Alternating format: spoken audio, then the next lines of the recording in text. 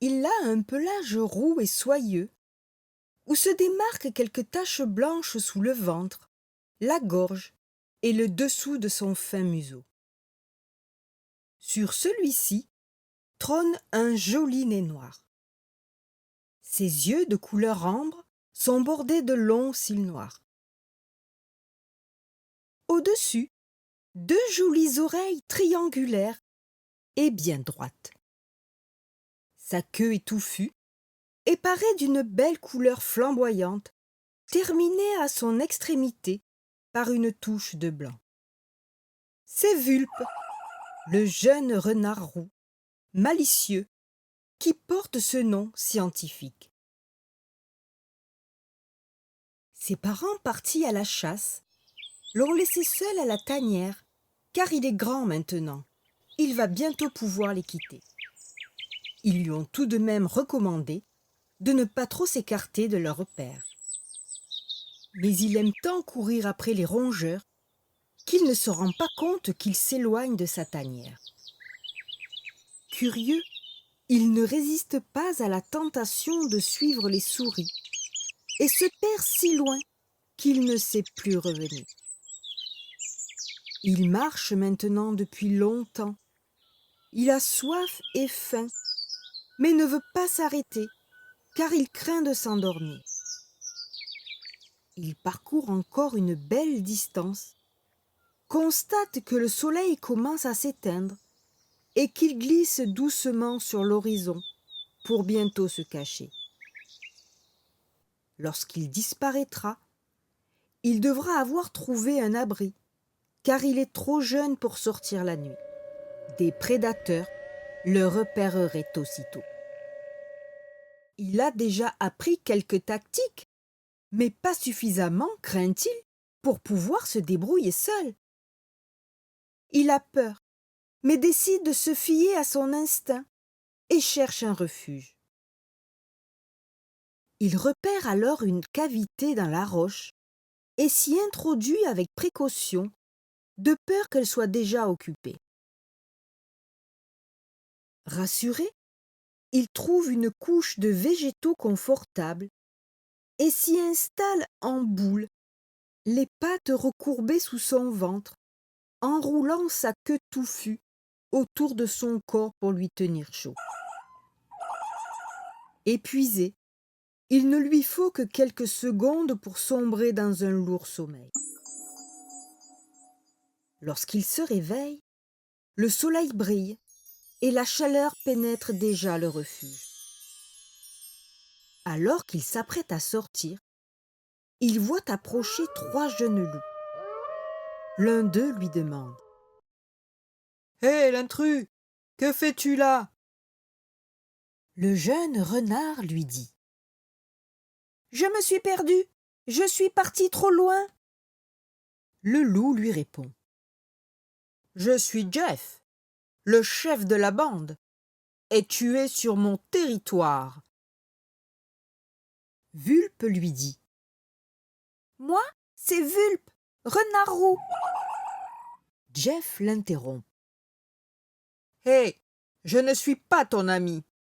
Ta lignée est inférieure à la mienne. Tu ne devrais même pas m'adresser la parole, Minus. » Hector, son frère, ajoute: « En plus, tu es trop fin et délicat. Tu ne peux pas te mélanger à nous. Tu le vois, nous sommes bien plus forts que toi. » Le troisième frère réplique: « Tu devrais partir avant que l'on te fiche dehors. » Vulpe, ulcéré, s'affirme: « Les loups ne sont certainement pas meilleurs que nous, les renards, pour avoir des propos aussi diffamants. » Les loups, interloqués par tant de hardiesse, s'avancent vers lui, menaçants, et montrent leurs crocs puissants. D'un bond agile et léger, Vulpe saute au-dessus de lui pour atteindre un palier dans la roche. Il se trouve alors en hauteur et inatteignable, il leur dit: « Vous êtes plutôt lourdeaux, vous trois. Pour des loups très forts, c'est plutôt raté. » Les 3 frères, très en colère, tente de l'attraper, mais d'un autre bond gracile, Vulpe est déjà près de la sortie et rejoint à toute vitesse un tronc renversé qu'il avait repéré la veille. Là, il se cache sous la souche et attend que les autres le dépassent, puis ressort. Se perchant sur le tronc, il les siffle et leur dit : « Hé les amis, je suis là !» Il repart alors au triple galop et s'enfuit, demeurant introuvable. Les 3 loups épuisés et hors d'haleine se rendent compte que ce renard est bien coriace. À l'évidence, ils ne l'attraperont pas, il est bien trop rusé. S'en allant vaincu vers d'autres distractions, il s'avance plus profondément dans les bois, oubliant le fugitif. Vulpe perdu doit se rendre à l'évidence. Il ne retrouvera pas les siens. Mais cet épisode lui a fait prendre conscience qu'il est capable de se débrouiller tout seul. Il va devoir quitter sa famille plus tôt que prévu, vu les circonstances. De toute façon, les renardeaux quittent leur famille à l'automne. Lui, ce sera maintenant. Mais il est encore jeune et ne veut pas se retrouver seul dans la nature. Alors il suit les loups à distance. Il arrive à trouver sa nourriture, car les renards sont des omnivores et mangent de tout. Rongeurs, poissons, insectes et même des fruits. Il y a de quoi choisir en fonction des jours. Alors qu'il les suit toujours, il aperçoit un affolement dans le groupe. L'un d'eux est pris au piège dans une crevasse. Il s'avance discrètement, monte sur un rocher et les observe. Hector est dans le trou. Paniqués, les loups gesticulent, tentent de trouver une solution, puis finissent par demeurer là, impuissants. C'est alors que de son rocher, Vulpe leur dit : « Là encore, je dois reconnaître que vous êtes bien moins fort que ce que vous prétendez. » Jeff répond : « Petit malin, c'est facile de fanfaronner. » Hector, du fond de son trou, tente. « Mais si tu as une solution ?» Le renard réplique : « Vous avez dit que mon origine est inférieure à la vôtre. Je ne suis donc pas à la hauteur. Mais pour un ami renard, dans la même galère, c'est sûr, j'aurai bien une solution. » Le troisième frère demande alors : « Tu peux l'aider alors, si tu as une idée. » Vulpe fait durer le plaisir. « Je ne crois pas, non. Les loups ne sont pas de ma lignée. Je ne peux pas le sauver. » Jeff insiste. « Renard ou loup, c'est pareil. La solution est la même, si tu en as une. » Vulpe affirme. « Ça, c'est certain. J'en ai une. » Hector prisonnier intervient. « Allez, ça va, ne fais pas ton malin. On a compris. Aide-moi. » Le renard demande : « Avant, je voudrais entendre une jolie phrase avec du repenti de la part de votre chef. » Jeff doit se rendre à l'évidence. Il a besoin de lui pour sauver son frère et s'exécute. « Entendu, je le reconnais, je n'aurais pas dû t'insulter. » Vulpe ne peut se retenir d'ajouter : « Et ça veut dire que... »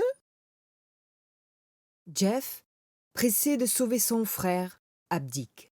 « Ça veut dire que la lignée des renards n'est pas inférieure à celle des loups. » Le jeune renard, ravi, s'exclame. Voilà, enfin de belles paroles. Aussitôt, le voilà dans l'exécution de son plan. Il fait rouler des pierres, des bois, de grosses branches dans la crevasse, jusqu'à ce que le tas soit suffisamment haut. Puis avec ses dents affûtées et ses pattes agiles, il décroche d'un arbre une longue liane de lierre qu'il tire vers la crevasse. Là, il s'adresse aux deux spectateurs. « Allez les frères, venez m'aider. Nous devons joindre nos efforts et tirer Hector du trou. » S'adressant au prisonnier, il lui dit. « Hector, en un rien de temps, nous allons te remonter à la surface. Attrape la liane dans ta mâchoire et pousse sur tes pattes, et nous tous allons t'extraire du trou. » Sans relâche, les trois compères unissent leurs forces à Vulpe, et tous tirent jusqu'à libérer le malheureux. Enfin, ils sont soulagés de retrouver leur frère sain et sauf. Vulpe s'éloigne en quelques bonds, non loin de là, sur la défensive. Il est prêt à se sauver, ne sachant pas si la situation va se retourner contre lui. Jeff lui dit alors. « Allez, le futé renard, impossible de renoncer à ton amitié. Viens avec nous. Tu nous as bien prouvé que l'union fait la force, et tu fais partie de mon clan maintenant. » Vulpe, trop heureux d'avoir trouvé une nouvelle compagnie, se joint bien volontiers au trio. Dès lors, Jeff ne prononcera plus jamais d'injures pareilles. Il comprend maintenant que la valeur de la personne est dans son être et pas dans ses origines. Je te dis à bientôt pour d'autres aventures sur Une histoire, un gâté.